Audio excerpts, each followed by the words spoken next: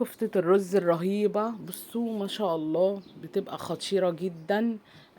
وموفرة طبعا لما بنعملها. وتبقى طبعا للعيد، كل سنة وانتوا طيبين يا حبايبي.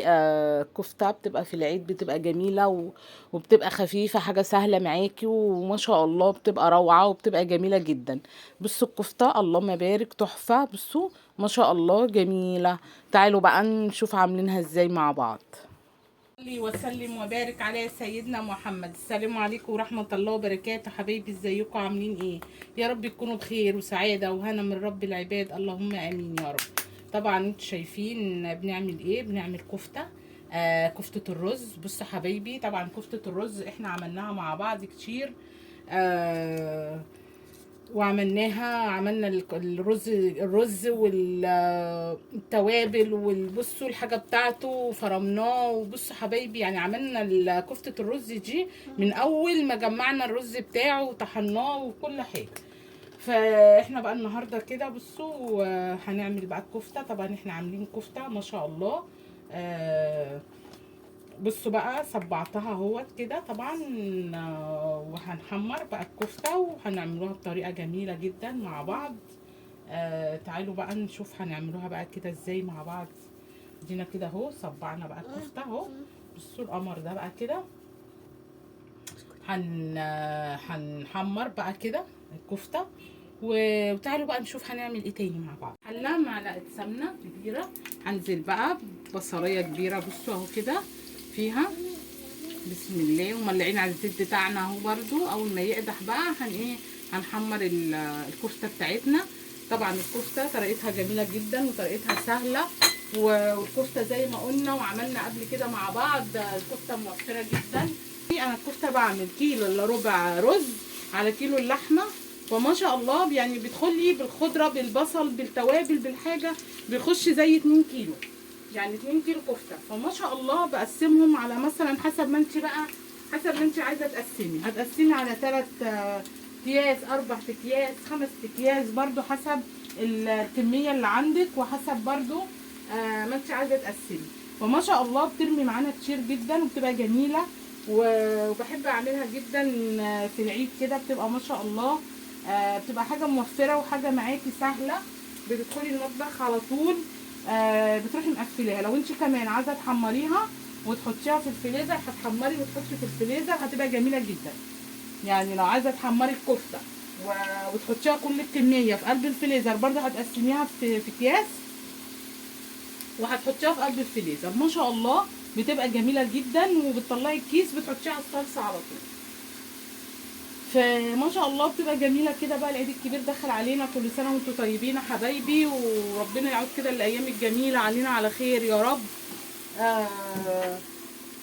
فبتبقى جميله برضو في العيد معانا اهو كده. بنحمر بقى ايه وحطينا البصلايه كده بصوا بس تدبل معايا كده. هنزل عليها بقى بايه؟ بالثوم. بصوا حبايبي اهو كده حبايبي. بصوا البصله بتاعتي هتدبلت كده معايا. هنزل بقى بمعلقه ثوم كده اهو كده. ومعلقه ثوم كبيره كده اهو. هنزل بيها كده حبايبي اهو. تاخد بقى معايا ايه كده ايه ما شاء الله زي لون البامبا كده معايا اهو. بصوا هنسيبهم بقى لغايه ايه ما شاء الله كده ايه يبقوا لون بامبا كده معايا مع بعض الاتنين اهو حبايبي. بصوا نطلع بقى الكفته بتاعتنا كده اهو. ما شاء الله بتبقى جميله جدا على فكره. وبتتعمل بطرق جميله. انا بنعملها برضو مع بعض. غير ان احنا هنعملها النهارده كده. بصوا هتبقى بطريقه جميله تاني. هنعملها بطرق جميله مع بعض. انا بصراحه الكفته بحبها عندي على طول.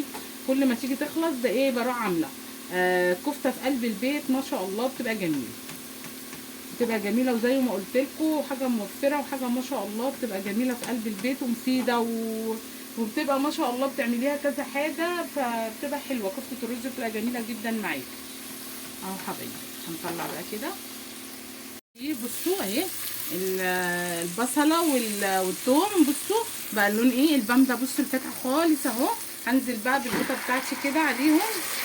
بصوا هنزل بالقطه كده اهو. هنسيبها بقى كده لغايه ايه ما شاء الله القوطه بتاعتنا ما ايه ما تفك كده معانا في قلب الحله. بصوا التسبيكه بتاعتي اتسبكت. هنزل بقى بصوا بالميه كده اهو، بسم الله، زي لتر ميه اهو. هحط بقى معلقه فلفل اسمر ومعلقه كزبره حبايبي اهو كده، ومعلقه كمون، بسم الله. وهنزل بمعلقه بابريكا.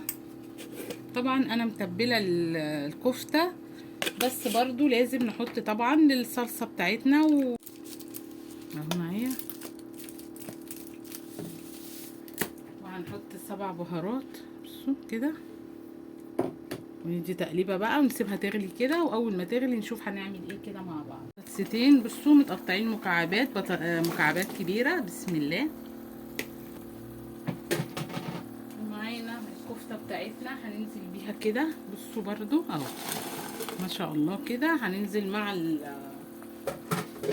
هننزلها مع البطاطس. هتاخد طبعا سوى البطاطس لان انا الكفته ما بحبهاش مستويه، بحب الكفته كده جامده معانا اهو، بسم الله اهو. بصوا حبايبي اهو، هنزل بقى كده الكفته مع البطاطس تاخد بس ايه ياخدوا غلوتين وبروح ايه مطفيه عليها.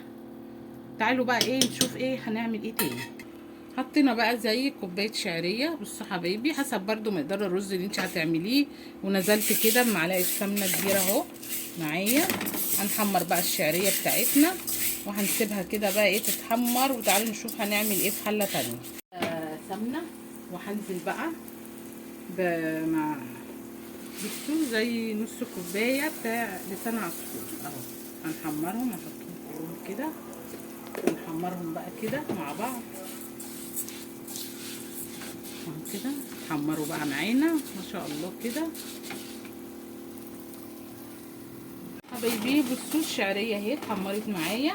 هنزل بقى بالرز بتاعي بصوا كده اهو ما شاء الله. طبعا كده بقى هنقلب بقى كده ايه الرز كده، نديله تقليبه مع الشعريه. على فكره الرز لما بنحطه كده مع الشعريه ونقلب فيه في السمنه كده بيبقى طعمه حكايه اهو. بصوا حبايبي اهو اللهم بارك. على فكرة رز الشعرية ده بيبقى جميل جدا وبيتاكل مع اي حاجة انت عاملاه، وبالذات بقى مع كفتة الرز كده ما شاء الله. والصوص بتاع الصلصة بتبقى جميلة جدا. هننزل بقى كده ايه بالمية حبايبي بصوا. هننزل بقى بعقد الرز بعقد المية كده معانا للرز اهو، بسم الله. نحط بقى الملح والفلفل الاسمر بتاعنا. طبعا انت بتحطي في رز بيحتاج ميه، وفي رز بيبقى عايز مثلا لو انت عامله كوبايتين عايز الكوبايتين بالظبط، فبرضو حسب ايه يعني الرز اللي عندك برضو. هننزل بالملح بتاعنا كده بسم الله اهو، بسم الله كده. وندي بقى تقليبه كده حبايبي اهو، بسم الله. نسيبه بقى لغايه ما يتشرب نوطي عليه حبايبي. بقى نحمر بقى في لسان العصفور. تعالوا نبص على الكفته بتاعتنا بصوا ما شاء الله اهي معانا. تاخد بس غلوتين كده زي 10 دقايق حتى كده بعد ما تغلي وخلاص بطفي عليها. ما بسيبهاش تغلي لان هي لما بتشرب الصوص بتاع الصلصه ما شاء الله برضو والصلصه بتبقى سخنه لغايه ما تبرد فبتاخد سوا برضو معانا اهو حبايبي. بصوا هنحمر بقى لسان العصفور.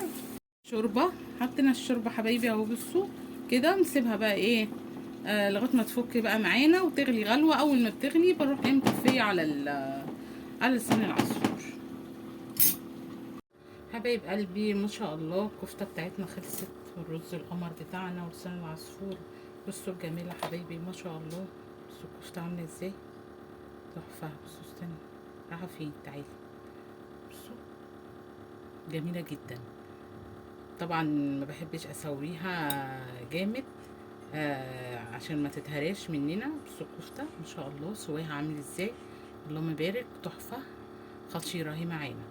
والبطاطس بتاعتنا برضو بصوا اهي بصوا مكعبات ولا مهريه ولا حاجه، وبصي كله مكعب كده ما شاء الله، ماسك نفسه كده وجميل اهو، اللهم بارك. يا رب بقى حبايبي كده الكفته تعجبكم، والرز كده ولسان العصفور. الفيديو بتاعنا النهارده كده يعجبكم، وان عجبكم الفيديو بقى ما تنسونيش باللايك والشير والاشتراك في القناه عشان يوصلكم مني كل جديد، واسيبكم في حفظ الله ورعايته، والسلام عليكم ورحمه الله وبركاته.